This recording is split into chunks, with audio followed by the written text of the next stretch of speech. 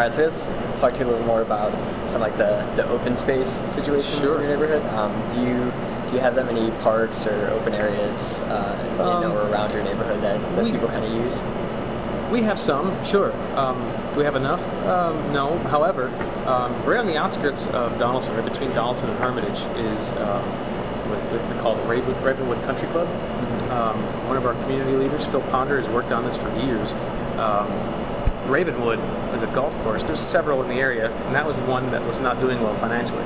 So all 180 acres was purchased by Metro recently, and they're going to turn that in the next couple of years into a big park. So that's going to be huge for our area.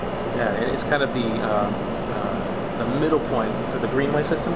So from downtown to basically which will be, I don't know if they'll call it Ravenwood Park or whatever it is, and then from there to the county line. So that's going to be a huge asset. We do have the Two Rivers Park. There's wave country there. Right. So we do have a great greenway system throughout Donaldson and the Hermitage area. It's getting better all the time as funding, allows. Okay. So, yeah. Let's see. I know there's like the Shelby Bottoms park, stuff like across the water there. Is that really accessible to you? No, not to us, because there's the Cumberland. From what I understand, long ago there used to be a ferry that went across the Cumberland River. I've even heard a couple stories from neighbors when they grew up in Donaldson when there was huge freezes. We haven't seen many of those lately in the past handful of years, but they had even walked across the Cumberland River when it froze one time. But no, we can't access Shelby Bottoms. Okay. Unless we drive all the way around. Right. Yeah. Okay. Which I've done. Because there's a dog park over there. It'd be nice for us to have a dog park. Right. Definitely. Yeah. Okay.